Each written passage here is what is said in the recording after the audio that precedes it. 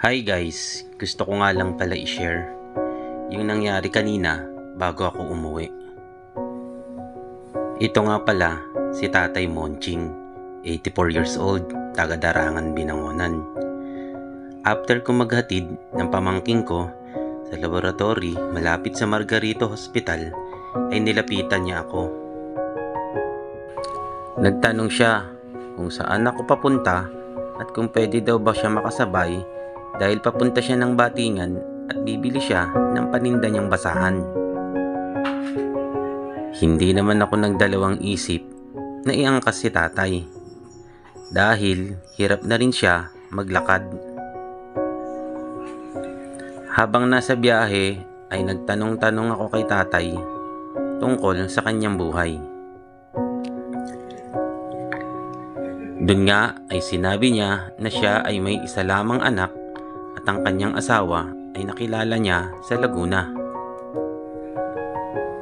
At sa kabila ng kanyang edad ay naghahanap buhay pa rin siya sa pamamagitan ng pagtitinda ng basahan. Kaya naman bumilib ako kay tatay dahil sa kabila ng kanyang edad ay hindi siya nagiging pabigat sa kanyang pamilya. Kaya naman, pagdating namin sa kanyang pupuntahan, ay naisipan kong bigyan ng konting tulong si Tatay Monching. Ano lang natin tayo, U-turn lang natin. Opo. Pagpasensyahan nyo na po yan, pandagdag lang, maliit na bagay yan. Maagang pamasko ba? Sige po, Tatay Monching. Salud po ako sa inyo talaga, yung mga katulad yung may edad na nagsisikap pa. Hindi katulad ng ibang lalaki ng katawan na rin.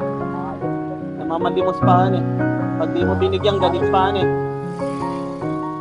basta mag-iingat lang kayo, mainit tayo. Huwag kayo masyadong Dapat may payong kayo.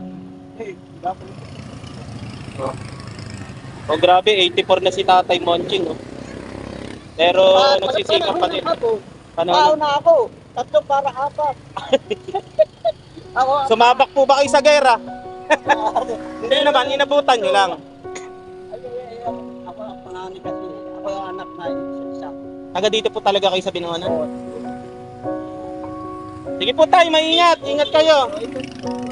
Sige po, bye-bye po. Yan, si tatay. Bye po, tay.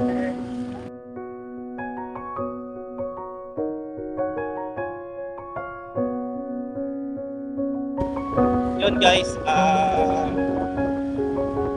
nawa ko kay tatay kasi kanina. Kaya pala sinundan niya ako rin sa may lab test, sa may pag-check up ng pamangkin ko. Gusto niya pala umangkas.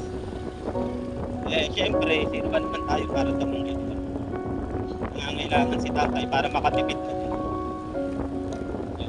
Konting lang naman din yung binigay natin.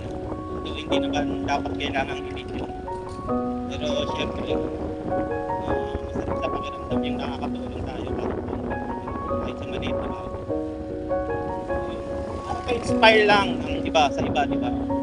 Hindi natin kailangan maging mayaman, maging mapera. Gusto natin tumulong. Yung munting pera, bagay na nagagawa natin sa kapwa, malaking bagay sa kanila. Kaya yun.